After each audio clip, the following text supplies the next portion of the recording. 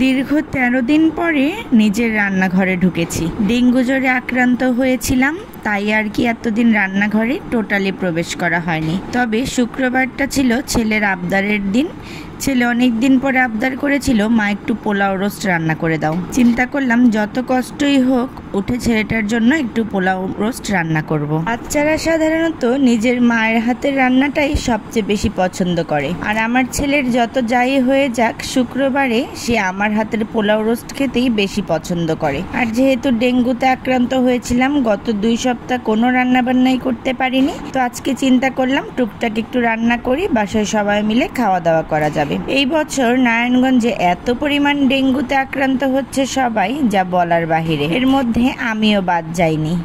মুখে টোটালি কোনো রুচি নাই, কোনো খাওয়া দাওয়া করার ইচ্ছাও নাই, আর শরীরে যেই পরিমাণ ব্যথা, উঠে কিছু করব সেই শক্তিটাও পাই না। তারপরেও আস্তে আস্তে করে কিছুটা রান্না বান্না করছি। এখানে আমি প্রথমেই হাতে মেখে গরুর মাংস বসিয়ে দিয়েছি, আর একটা মুরগি ছোট ছোট করে কেটে নিয়েছি, এটা দিয়ে রোস্ট করব। আমি 8 পিস করে নিয়েছিলাম, আর মুরগিগুলা একটু ব্রাউন করে ভেজে নিয়েছি, শুধুমাত্র লবণ আর মরিচের গুঁড়া দিয়ে আমি সুন্দর করে ব্রাউন করে ভেজে নিয়েছি। তারপরে আমি রোস্টের মশলাটা রেডি করে রেখেছিলাম, ওই মশলাটা দিয়ে রোস্ট করে ফেলবো। আমি যেই তেলে চিকেনটা ভেজেছি ওই তেলেই কিছুটা পেঁয়াজ দিয়ে বেরেস্তা করে নিচ্ছি, যাতে রোস্টে পরবর্তীতে ব্যবহার করা যায়।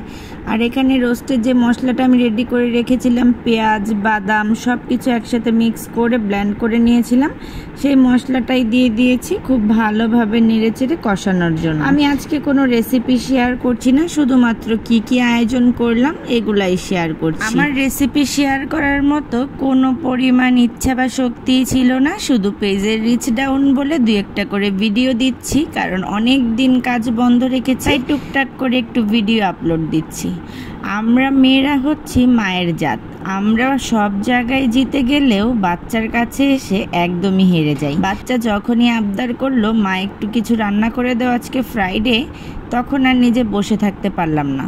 তখন চিন্তা করলাম যত কষ্টই হোক আজকে আমি আমার ছেলের জন্য রান্না বান্না করব। কারণ ছোট মানুষ 2 সপ্তাহ ধরে দেখছে মা বিছানা থেকে উঠতেই পারে না, তাই সে আর কোনো আবদারও করে না। মাশাআল্লাহ, আমার ছেলেটা কিন্তু অনেক লক্ষ্মী। সবাই আমার ছেলের জন্য দোয়া করবেন, সাথে আমার জন্য দোয়া করতে ভুলবেন না, যাতে খুব তাড়াতাড়ি আমি সুস্থ হয়ে যাই, আপনাদের মাঝে নতুন নতুন ভিডিও নিয়ে আসতে পারি।